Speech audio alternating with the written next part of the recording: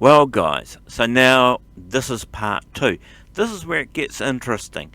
More so getting it to work and working out how to program it, because I'm not a really big FPGA user, so it's a little bit beyond me. Even when you try to read it, it's very technical. So I had to talk to the chappie to try and work out what to do and how to sort things out, and we found there were a couple of things along the way. So hopefully you watched part 1. If not, you can stop this one, go and watch part 1, and then come back here and watch part 2. So here we do the daughter board, the programming, and we get it running on a PC. As I say, grab yourself a drink and a snack. It's this time of year. Sit back and let's get on with it.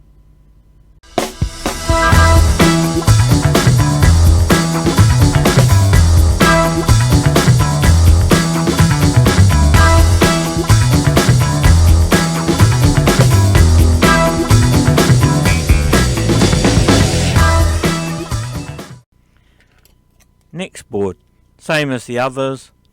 There's only writing on one side, which is this side, and so this is the side that we're going to have to put our components and that on, all on this side. On the board it does tell you which end is the HDMI end and which is the USB-C, and that's just to have it oriented the right way for the pins to map up.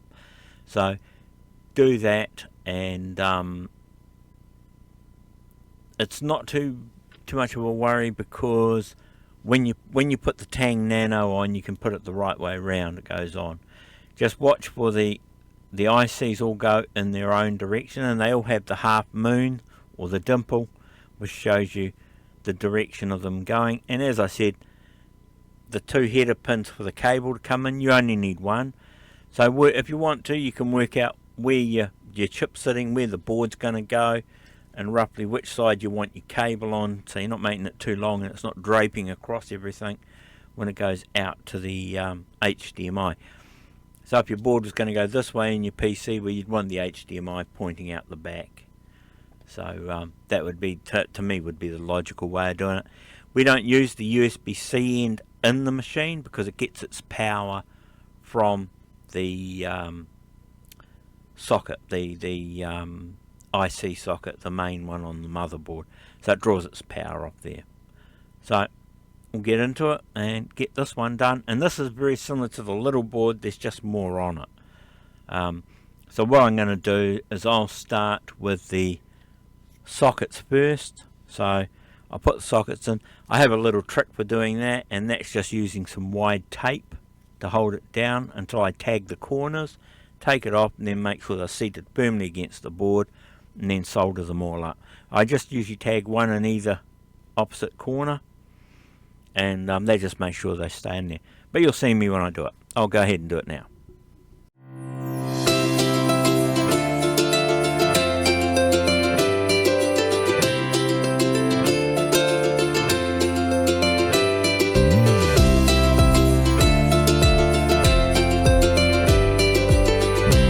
So as you saw me there, it's fairly easy. I mean, all the tape's doing is holding them all together so they don't move while I flip the board over.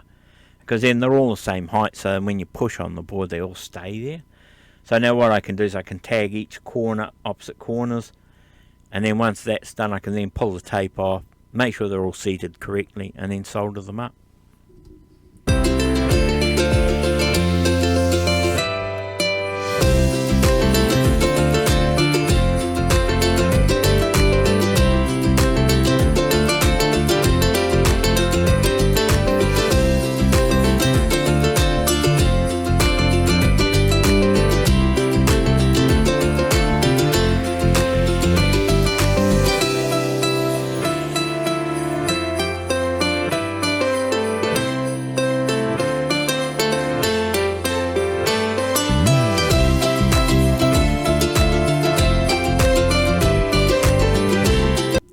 Right, it's got those all soldered in. So the next thing I'll do is I will probably put these header pins in for the tang to sit on. Then I would do that last. It just then gives me something for it to sit on when I put this on, and it's not going to rock. So I mean, I could probably use that as a stabilizer on one side. Yeah, I might do that. Why not? It just means that it's easier for me to get into these before I do the outside ones is all. No, I'll do the middle ones first.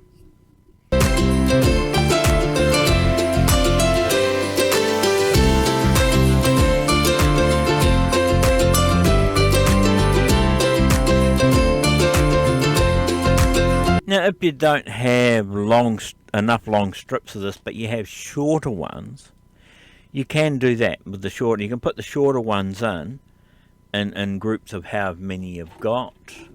You know, if you wanted to, you can just trim the edges up so they all fit together and then butt them all in. And like so if you needed to. And then sit the Tang Nano over the top like I did with that other socket.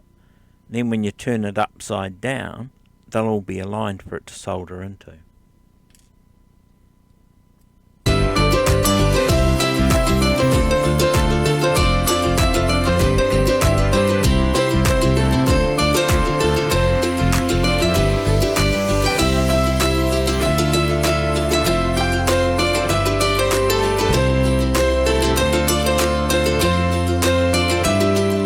See, as I say, you just clip that in on top and it's rock solid, it'll stay there. And then you can turn that inside, tack it down. Now if you use the multiple pieces in here, you can tack all those individual ones down, and then you can take the Tang Nano off and solder them all up. You can't have this board attached when you go to program this. It's the extra ICs on it cause issues. You've got to program this off of the board, okay? But we'll come to that when we get to that piece. So this is on here just to hold it, so I'll just do that and I'll tack these in, and then we'll carry on.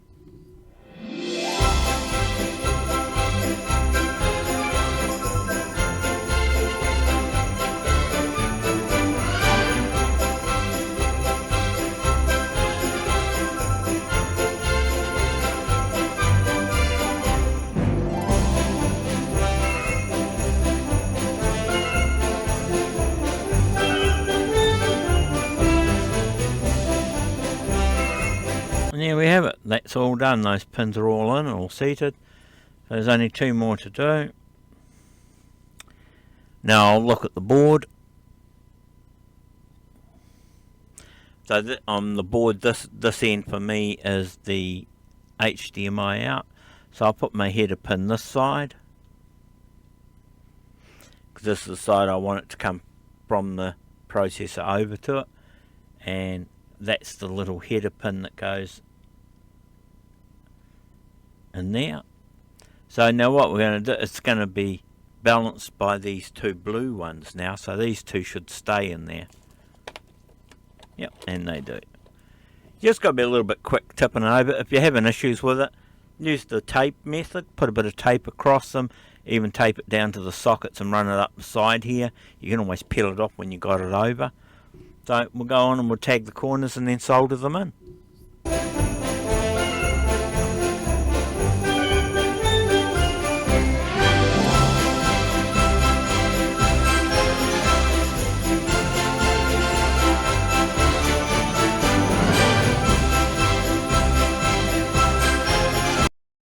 And there we go. I'll just have a quick look at it and just make sure it looks all okay.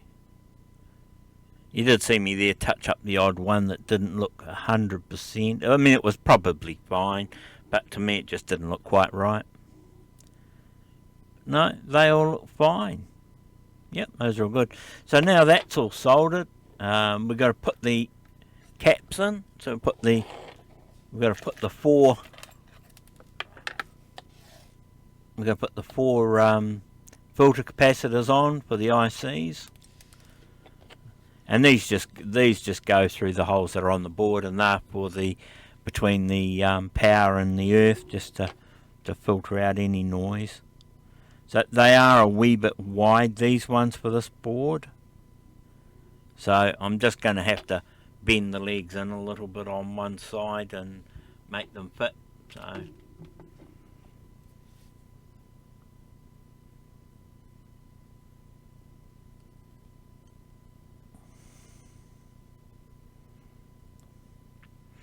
and that's all I do. I just step them. So I just bend it in and then bend it up and step it in and get roughly about the width I want, which those should be fine. And then when I set it on here, I look at where is it close to something and I move it so it steps away from it. So the straight side will be towards this pin and the bent side means it'll pull it over this way. Let's get my eyes on, that's it. And so we just spread the legs a little so it doesn't fall out. And that's what I say, you know, if I put it on with that step and it pulls it away from this header, it pulls it this way. So the one in here, I'll do it so it pulls it this way. The one here pulls it this way. And the one, there's a third one, fourth one. Oh, there's one here, and I'll get it to pull it that way. So that's all you do. And it's only just one side you need to bend to do that. If you got the finer pitched ones, you wouldn't have an issue with it.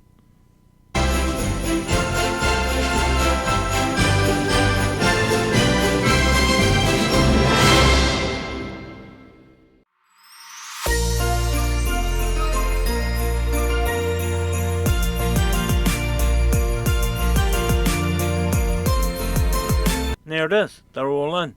So I just got to solder those up, trim them off, and I'll just do what I normally do, which is just touch up the ends once I've cut them. It just makes it look nicer. And then once all that's done, matter of just putting the chips in it, then we'll go over to flashing the Nano. As I said, it's not a lot of work in these. A lot of it's just being patient, taking your time, and doing it and making sure things are done properly.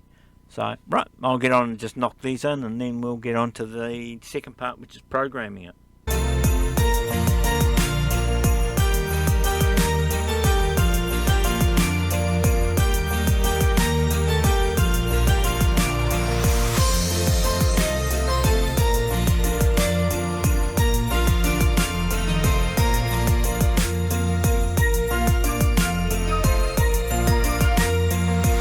Right, and there we are, we're done.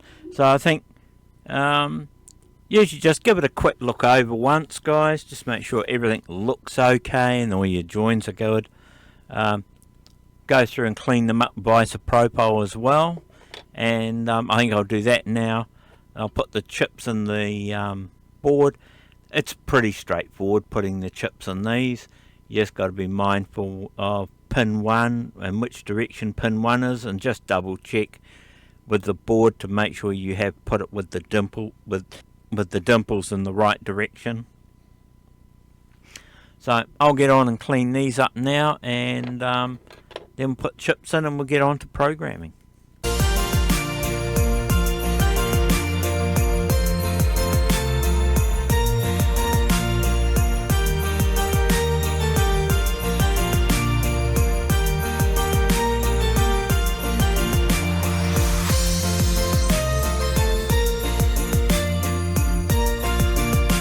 Yes, I am putting it into my hand to put it in the rubbish bin.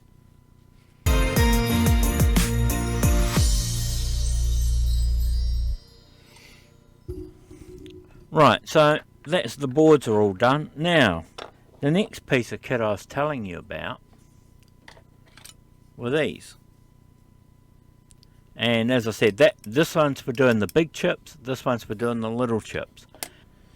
And what it is the ICs, you generally get them and the legs are splayed out on them.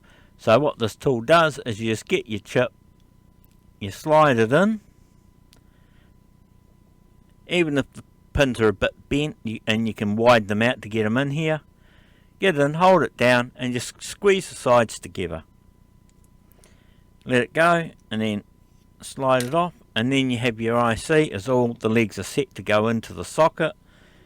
And you make sure you're putting it the right way around. The dimple goes to the dimple, and you just put your IC on there and then just push it down Done. It's in. So you don't have to go around or getting it and trying to bend it on the flat surface and that. These do it all for you, and these are just called IC leg straighteners. And there's the two sizes you can get. You can get the normal size, which is the small one, and then there's the bigger size, which I just did it in a different colour so I knew what it was. And that's for doing your bigger ICs, for like this size IC if you wanted to, and you put it in there and do that, and you can straighten the legs up on them. So that's what they're made for. So I mean, yeah, if you got a few bent legs and that, they're really, really good for doing that sort of thing. And the files are on Thingiverse. They have holes in them so you can make keychain type things and hang them up. So I'll put a link to those as well if you guys are interested in it.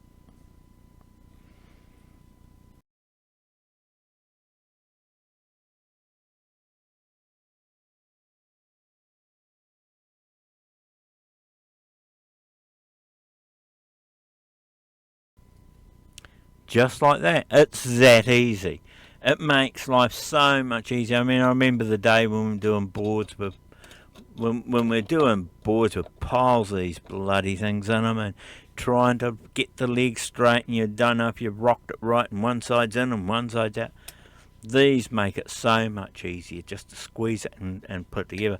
So I mean, a couple of things, is the leg bender and the IC leg straighteners are a couple of really good tools to have hanging around. The other end has a couple of other things for doing straightening pins and legs as well. There is one for doing measurements as well. I didn't bother with that. So these are the three most handiest things I've come across. This one more so, and this one more so. This one only for the bigger chips if you get them, but yeah, these two more so than anything else are the most handy to have. That way you can do. Alright, so anyway, we will now go on, and that's all done, and we'll set up to program this thing, eh? It's very simple, but until I learned how to do it, it was beyond me. I couldn't quite understand what was going on.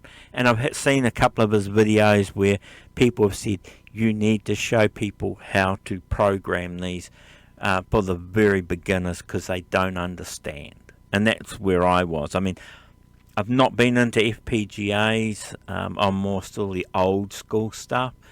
Surface mount and stuff's a little bit new to me. I don't really like the surface mount because it gets very, very small, and with my eyes and dexterity, I'm not too bad with my dexterity, but my eyes let me down, and so it's bridges and things like that I've got to watch out for, and that's what I don't like about the small stuff. Through hole's fine. So anyway, we will get on, and I will swing the cameras and everything around, and we'll get into programming on the PC. Hang on. Okay guys, so now what we're going to have to do is you're going to have to go on the internet and download a couple of bits of software. Okay, so this is where we're up to, and so this is on the GitHub page. I'll put links to this. So as it says here, don't use the beta version of the programmer. Download the educational EDA version. I downloaded the beta one to start with, and then I went back and I read this. Oh no, so I went and got the educational version, so that's fine. So what you do is you download that software, and in the IDE installation, this takes you to it to download the software. So if we do that, so we click on here, and this is on the Tang Nano website, and they also tell you about it here, how to install it. And Tang Nano goes through and it says about downloading it. You go download the Goin EDA version, and it's a slightly different version than what they've got on here on the web page. So just make sure it is the educational version you're downloading. And then when you get it, you can install it on Linux or Windows, so you get the right one for it. I got the Windows version, so you just install it and it comes up, and you just follow these instructions to install the software. It's straightforward. Just make sure everything installs as the boxes are ticked here, and then when it comes through, it needs to install these two USB drivers, so please let it do those. Some of your antiviruses may have an issue with it, so make sure that it may be temporarily disabled when you install it. And then once it's done, finish it, and it will do that. When it's finished installing, don't run the program straight away. So if it says, do you want to run it now, go no. Now this is about the IDE version for the license. Now we're using the educational one, so this doesn't apply to us. So we don't need to worry about any of that. Now this is the piece we need to look at, is the programmer. This is where we're using the USB JTAG on the Nano. So we're using the USB to USB-C cable to program it through a JTAG. So what we do, it has, if you're waiting for a license, you can go through it and read all the text files that there are, PDF files that are in there about the programmer and the Tang Nano series and what they do and so forth. And they even have a link here for you to go through and to download them.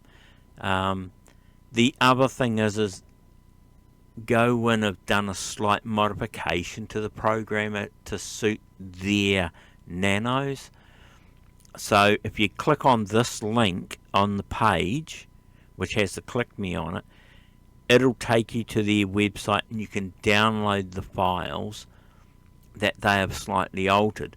And all you do is you just go there, download the file, the one file they have, and then when you unpack it, you go into Windows and find out where the GoWin software has installed. Now in most places it'll be inside Windows under Program Files, and it's probably under x86, not under the Win32 64. It's under the x86. And if you go into that, and then if it's there, then what you can do is then you can copy this over top of the ones that are in there, the folders. And so you just copy the whole folders that are there into the GoWin one, and it replaces the programmer and that in it, so it'll work better with the nanos. So it's very easy if you know what you're doing with Windows and how to copy and paste stuff, and that's easy to do. So that's all done. I don't want to do it. I've already done it to mine, so I don't want to have to go through it and do it a second time. The version I downloaded and put on was version 1.9.9, and it seems to work fine. So yeah, that's the version I'm using of the educational one. So once all that's done and you've copied those files over, then you can actually start the program. And so then when you start the program, it'll put this programmer icon on your desktop, and which is like a couple of diamonds. If you double click that, then it starts up the GoWin FPGA designer start page. Now if you want to make your own programs and that for the 9918 and that, or whatever, you can do it in here. You can start a new project and do what you like. But we don't want to do that. On the GitHub page, we also downloaded some files, and in those files were the code for the various FPGAs that cores that he's made for this. Okay, so what we do is we plug the Tang Nano into the USB-C cable, and then we run the programmer software, and that should pick up our USB cable plugged into our Tang Nano. If we don't do this in the start, it won't find it, and you've got to manually go through and set all this up. This saves us time. So once it's found everything, it's all set to the correct settings, and we go save. Then check these settings across the top here. It may not be the same, but you want to go into series and set it to the GW1NR, and the device is the 9C. So that's the GW1NR 9C. Once that's set up, go into options and select EMB Flash Erase and Program. That's the one you want. Then once you've done that, the FS file, and look for the folder that has the GitHub files in it. There you'll find the FPGA folder. So I've already done this, but what I'll do is I'll do it as adding another one, and I'll just show you. So you may come up with this general JTAG device. So what you do is you go into here and set it to the GN1NR, this one here. So you set it to that, and then it will tell you which one it's for, and it is for the 9C. Now this is set up as bypass. We don't want that, so what we do is we double click that. We don't want SRAM, we want embedded flash mode. That's the one we want. And this is an erase and a program, and it asks us for our file, and on our file this is where we go. So we want to go down to where we've stored the file, and this will take me down to where I've been to before. So we'll go into our FPGAs, the 9918, into the IMPL folder, and then into the PRN folder. And in the PRN folder we'll find the TN-VDP file. That's the file we want. So you click on that and then go open, and then once it's in there, don't tick anything else, and then just go save, and it sets it up to program the FPGA. So I can delete that one because we've already got it in here. So now we've got this in here and all set up. Then what we do is then we just hit the program option, which is this one here. So we go program, and down the bottom you'll see it saying it found the cable, it's found the device, it's now programming it. It erased it to start with, now it's programming it, and it will probably take about 15 seconds or 16 seconds, and then it's done. And as it says down the bottom, it's finished, everything worked fine, it finished, and the cost was 16.8 seconds. So that's the cost and time of doing it. So it's done it, and that's programmed. So with that program, we can now exit out of here. That's how easy it is. Once it's set up for the USB port and that, it's pretty straightforward, and you've got to make sure you're actually programming it the right way. And this is the biggest issue I had with trying to find out how to do it that way. So we can exit out of here now. What we can do is I will connect the HDMI. Just connected the HDMI to it, and now I'll just switch over to HDMI for you.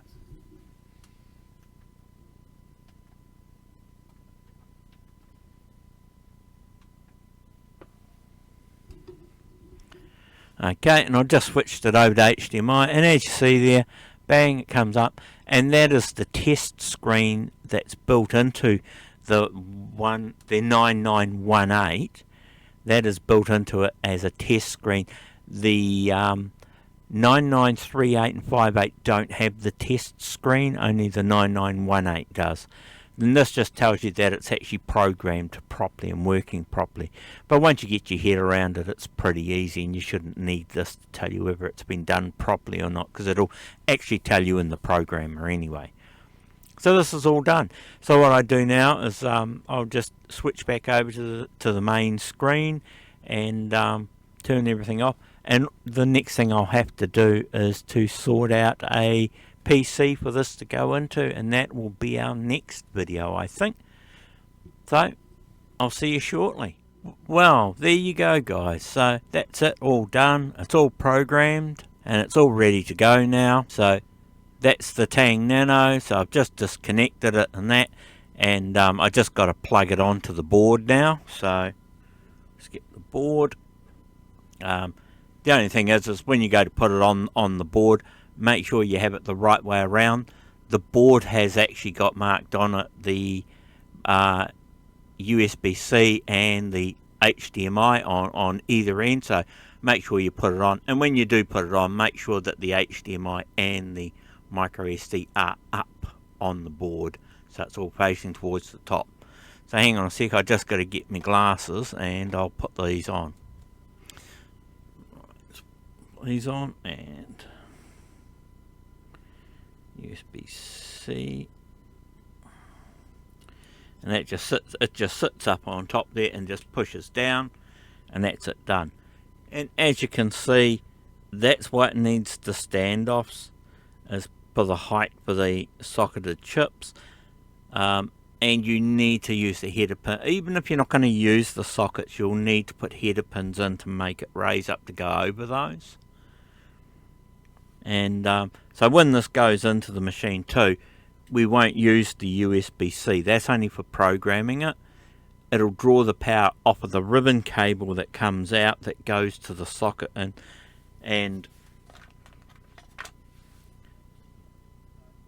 this is a little socket that goes into where the processor is usually on the board, and this is the one that'll actually provide the power for the Tang Nano to run. And that's what that little ribbon cable is for. That was what the this little ribbon cable's for, is to go between the two. Alright, so that's all done and all ready to go. So what we now need to do is to sort out some sort of PC to put it in, and I'm thinking we could probably, I want to try one in a Spectra video, but I'm also thinking there's that bloody MSX that we've got to finish off, and the LVA 510s did come in for that, so we could try that. And then if that doesn't work, because I socketed the processor, we could try one of these and that then will tell us if it's before the video processor that's got an issue, or where it's an issue after the video processor. So that would be a good test for it, I suppose. We could try that first. Anyway, so that's the end of it. I hope you enjoyed it, and as you see with what I have done here, that it's a good way to go. But anyway, that's enough for me for now. As we always say, have a good one, and until next time, ciao.